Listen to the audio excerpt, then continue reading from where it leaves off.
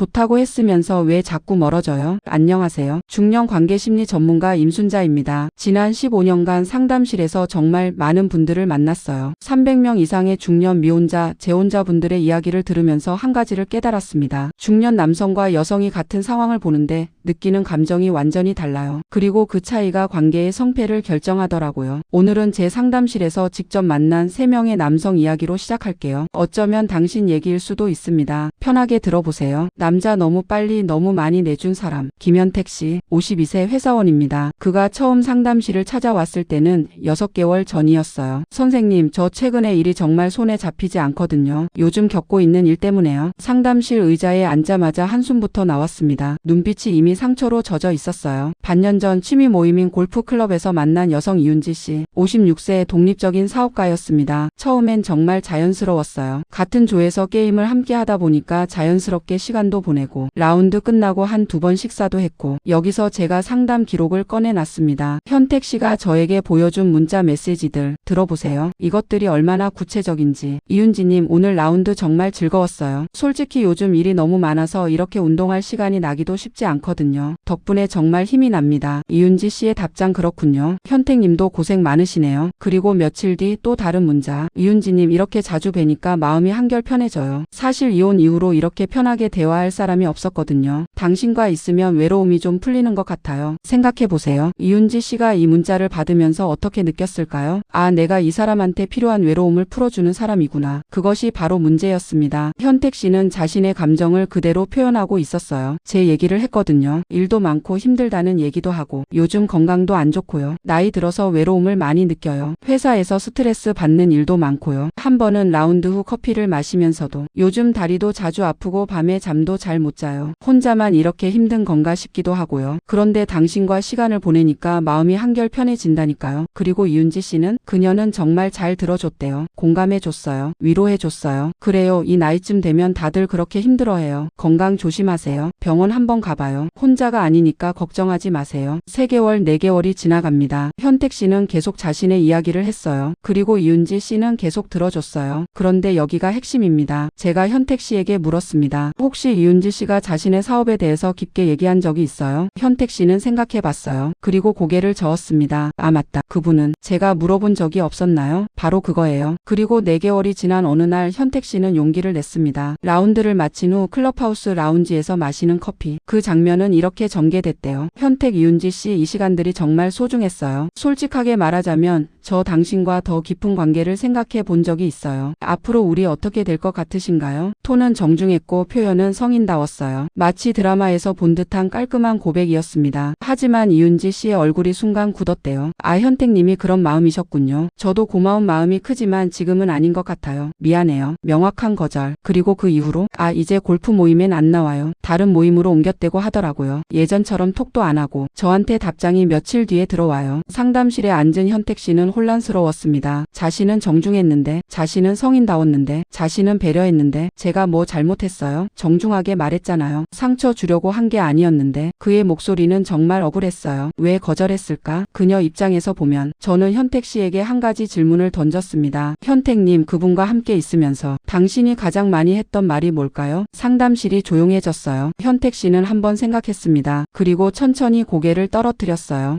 제 얘기를 했던 것 같아요. 정확했습니다. 저는 상담 기록을 봤거든요. 현택 씨가 이윤지 씨를 만나면서 가장 자주 꺼냈던 주제는 자신의 일상이었습니다. 제가 기록을 읽어줬습니다. 현택의 패턴. 요즘 프로젝트가 정말 힘들어서요. 새로운 팀원들과 맞춰야 하는데 쉽지 않아요. 다리가 아파서 병원 갔는데 의사가 수술을 하라고 해요. 그래서 요즘 밤잠을 못 자요. 이 나이에 회사에서 새로운 제도가 도입되니까 적응하기가 얼마나 힘든지 젊은 사람들은 모르지만 혼자라서 밥도 제때 못 챙겨 먹고 집에 와도 할 일이 없더라고요. 그리고 이윤지 씨는 매번 정성 들여 답했어요. 힘드시겠네요. 그래도 잘하고 계시는데요. 다리 수술 안 해도 되는 치료법도 있을 텐데요. 다른 병원 가봐요. 네, 이 나이에 변화가 많으니까 적응이 쉽지 않죠. 3개월, 4개월 동안 이윤지 씨는 계속 들어주기만 했어요. 그런데 제가 물었습니다. 혹시 이윤지 씨가 자신의 사업에 대해서 깊게 얘기한 적이 있어요? 그분의 꿈이 뭔지? 요즘 힘들어하는 게 뭔지? 현택 씨는 생각했어요. 오래 생각했어요. 그리고 마침내 말했습니다. 저 물어본 적이 없었나요? 바로 그거예요. 저는 현택 씨에게 아주 조심스럽게 말했습니다. 현택님, 이윤지 씨 입장에서 생각해봐요. 매번 만날 때마다 현택님은 자신의 힘든 얘기를 하고 이윤지 씨는 들어주고, 그러다가 어느 날 갑자기 더 깊은 관계를 생각해봤다는 말을 듣는 거야. 어떤 기분일 것 같아요? 현택 씨의 얼굴이 창백해졌습니다. 그때서야 그는 알았어요. 이윤지 씨가 느꼈던 것. 아, 이 사람이 나를 좋아하는 게 아니라 자신의 외로움을 풀어줄 누군가를 필요로 했던 거구나. 그리고 내가 그 역할을 잘해주니까 이제 관계를 더 깊게 하려는 거네. 더 이상 그녀는 이윤지라는 사람이 아니었어요. 그녀는 현택의 외로움을 치료해주는 의사가 되어버린 거예요. 그래서 그녀가 느낀 불안은 이것이었습니다. 만약 내가 이 사람과 관계를 계속하면 난 평생 이 사람을 돌봐야 하는 건 아닐까? 이 사람은 나를 사랑하는 게 아니라 나를 필요로 하는 것 같은데 나중에 우리가 헤어질 때 이 사람은 얼마나 상처받을까? 그리고 그 상처를 다시 내게 탓할 건 아닐까? 그래서 그녀는 도망쳤던 거예요. 당신을 상처 주려는 마음에서가 아니라 자신을 지키기 위해서요. 택시는 상담실에서 한참을 말없이 있었습니다. 그리고 마침내 말했어요. 제가 봤던 건 이윤지라는 사람이 아니라 제 외로움을 채워줄 누군가였나요? 제 대답은 간단했습니다. 네, 지금은 그렇게 보여요. 침묵이 흘렀습니다. 상담실 창밖으로 도시의 소음이 들렸어요. 그리고 현택 씨가 아주 작은 목소리로 중얼거렸습니다. 그게 사랑이 아니었나요? 조심이 과해서 아무것도 안 한 사람, 박준영 씨, 49세 자영업자입니다. 그의 사례는 조금 다르게 시작됐어요. 선생님, 저는 너무 많이 주는 게 아닐까 봐서 항상 조심했어요. 상담실에 앉은 준영 씨는 예의 바르고 신중하고 예민해 보였습니다. 피아노 학원을 운영하는 준영 씨는 3년 전 같은 건물 요가 스튜디오의 강사 이서연 씨를 알게 됐어요. 48세, 따뜻한 목소리가 특징인 여성이었습니다. 처음엔 엘리베이터에서 자주 만났어요. 인사만 했어요. 아침 8시 반쯤 건물 엘리베이터에서 우연히 만났다고 해요. 그때마다 인사를 했습니다. 오늘도 이른 시간에 오셨네요. 네. 첫 수업이 9시라서요. 아주 짧은 대화였어요. 하지만 그렇게 시간이 흐르면서 어느 정도의 친분이 생겼습니다. 서연 씨가 가끔 준영 씨 학원 앞을 지나가며 인사를 할 정도였어요. 요즘 수강생 많으세요? 피아노 레슨 받으면 스트레스 풀려요. 그런데 여기가 바로 준영 씨의 문제의 시작점이었습니다. 들어보세요. 준영 씨의 심리 상태. 선생님, 저는 이혼을 한 사람이거든요. 그때 정말 상처를 많이 받았어요. 그래서 혹시 제가 너무 앞서 나가면 상대 여성한테 짐이 될까 봐서 항상 조심스러웠어요. 혹시 제 진심이 부담으로 느껴질까 봐. 혹은 내가 너무 적극적이면 마치 저 남자가 나를 노리는 건 아닐까 이런 의심을 받을까 봐. 그래서 준영 씨는 정말로 조심했어요. 서연 씨가 먼저 인사했을 때 준영 씨는 응했어요. 하지만 추가 대화는 거의 없었습니다. 서연 씨가 피아노 수강생 많으세요?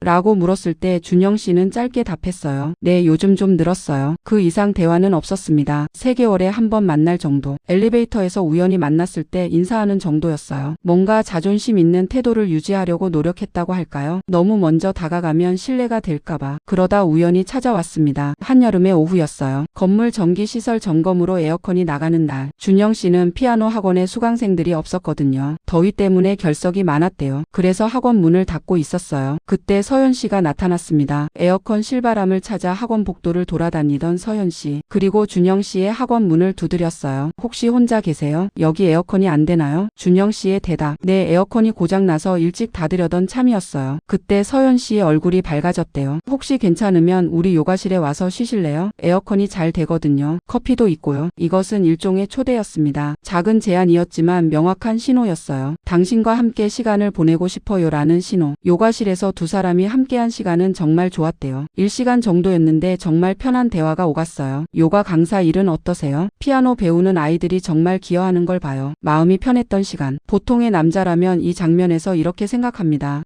이건 명확한 관심 신호다. 내가 더 적극적으로 나가도 되겠네. 다음 주에 밥 먹자고 말해봐야겠다. 하지만 준영 씨는 상담실에서 준영 씨는 깊게 한숨을 쉬었습니다. 제가 간 그 이후로 뭘 했냐 하면요. 그는 조용히 상담실 바닥을 봤어요. 그냥 아무것도 안 했어요. 한 달을 더 기다렸어요. 왜였을까요? 그의 설명이 안타까웠습니다. 그 자리에서 너무 많은 시간을 함께 보냈다는 생각이 들었거든요. 그럼 이제 제가 더 적극적으로 나가면 그것을 마치 저 남자가 나를 노리는 것 같은데?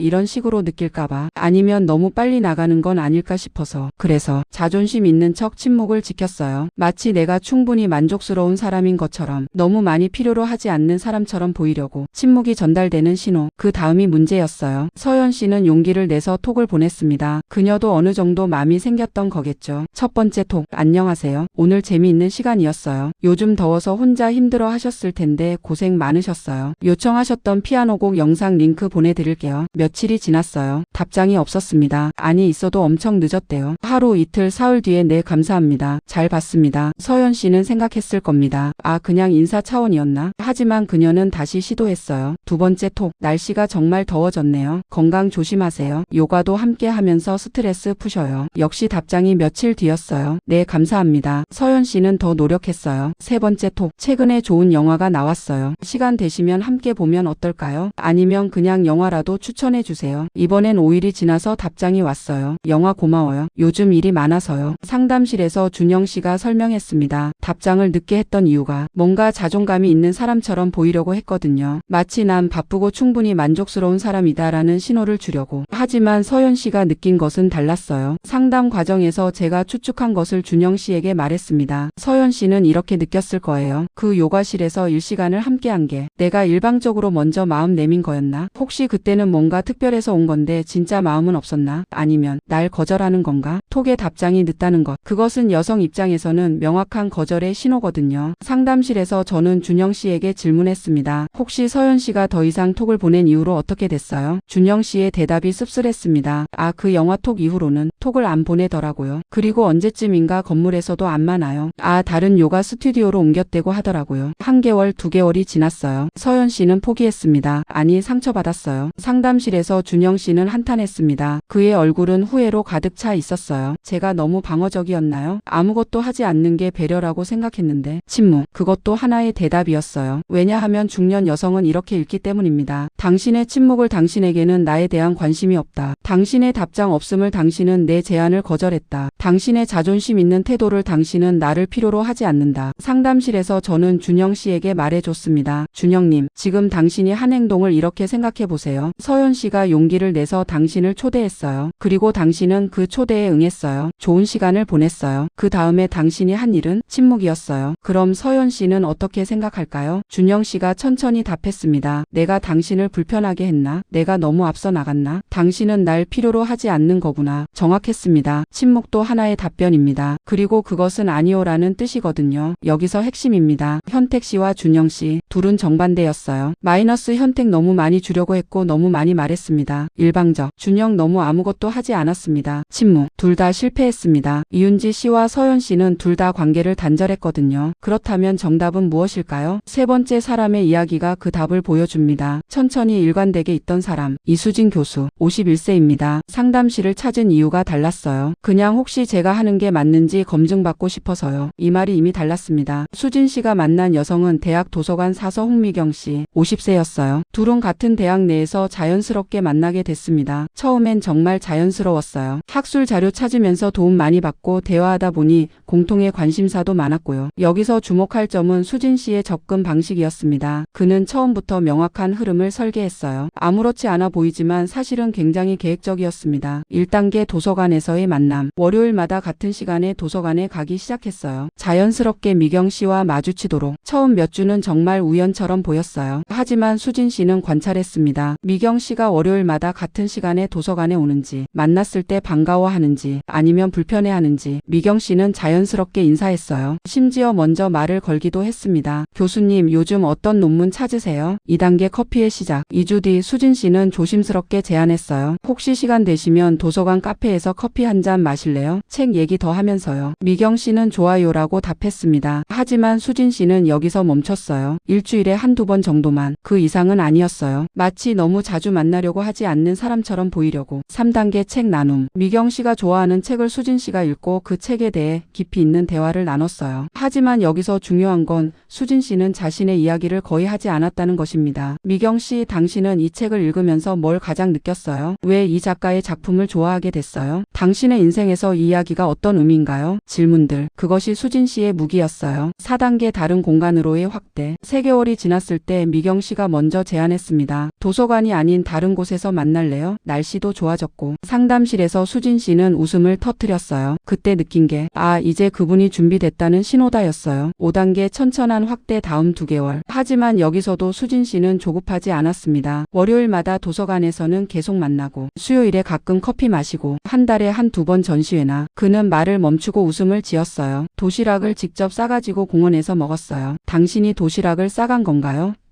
제가 놀라며 물었습니다. 네, 처음엔 미경 씨가 뭐 할 거예요? 라고 물었을 때 저는 그냥 공원 산책 어떨까요? 라고 했어요. 그리고 저도 밥이 필요하면 마침 도시락을 싸우려고 했는데 혹시 나눠 먹을래요? 라고 자연스럽게 건넸거든요. 그것이 성숙한 제안이었어요. 다른 남자들처럼 밥 먹자가 아니라 공원 걷다가 도시락 나눠 먹자는 것. 그것은 관계를 압박하지 않으면서도 시간을 함께 보내는 방식이었거든요. 신체적 접촉의 자연스러움. 상담실에서 제가 물었습니다. 손은 언제 잡았어요? 수진 씨가 생각했어요.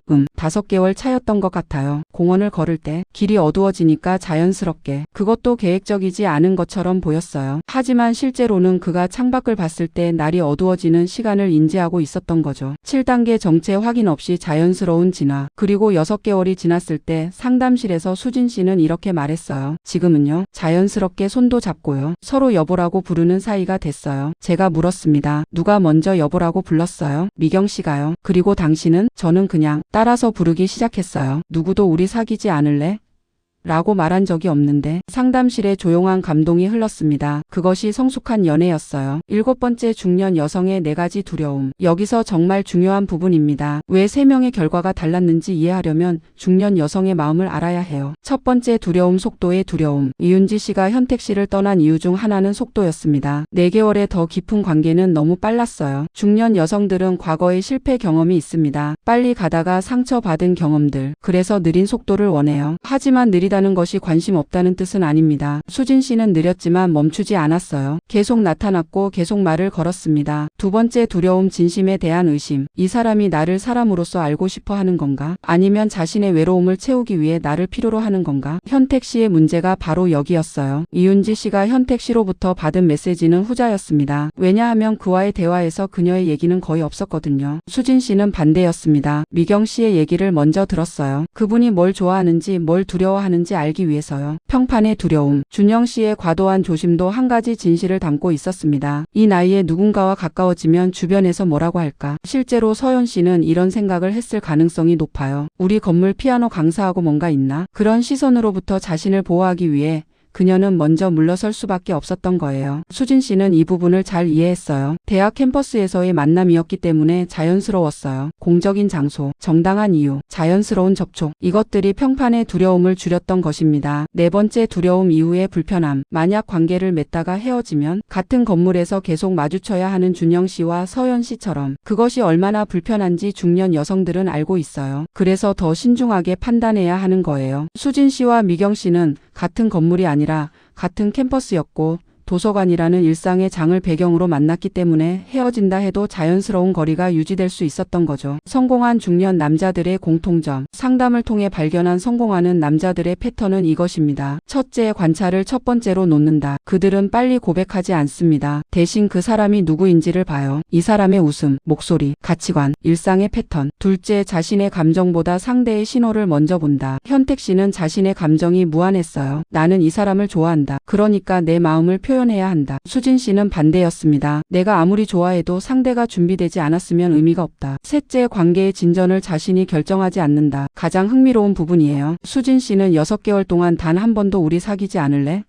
라고 말하지 않았습니다. 대신 미경 씨가 자연스럽게 그 길로 들어오도록 기다렸어요. 도서관에서 책 얘기, 커피 한 잔, 전시회, 공원 산책, 손잡기, 여보라고 부르기. 각 단계마다 미경 씨가 먼저 준비하고 먼저 신호했습니다. 일관된 존재감을 유지한다. 가장 중요한 부분입니다. 수진 씨는 6개월 동안 매주 도서관에 나타났습니다. 어떤 주에는 미경 씨가 말도 안 걸었어요. 바쁜 주차였을 겁니다. 하지만 수진 씨는 가지 않은 주가 거의 없었어요. 그분이 준비될 때까지 내가 여기 있다는 신호를 주려고요. 현실에서 바로 적용하는 4가지 실천 과제. 자, 이제 정말 중요한 부분입니다. 당신이 지금 당장 할 수 있는 것들이에요. 과제 1, 왜 좋아해?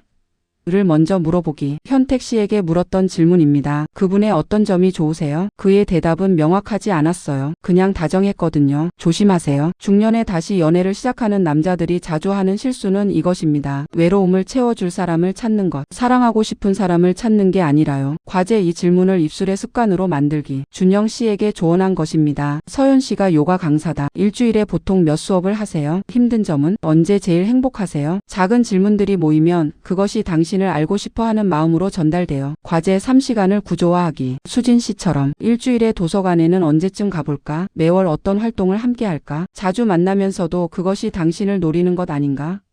라는 의심을 피하는 방법입니다. 과제 4 우리를 먼저 정의하지 않기. 가장 어려운 과제예요. 심장이 왈칵 내려앉아도 견디기입니다. 손도 잡고 싶고 당신만의 것이 되고 싶고 정체를 확인하고 싶고 모든 감정이 있을 수 있습니다. 하지만 그 말을 하는 순간 상대는 방어벽을 칩니다. 확인하지 않은 채로 있을 수 있는가? 이것이 중년 연애의 성숙입니다. 당신도 할 수 있습니다. 현택 씨와 준영 씨는 실패했지만 그들의 이야기는 여기서 끝나지 않았습니다. 후속 상담에서 현택 씨는 이렇게 말했습니다.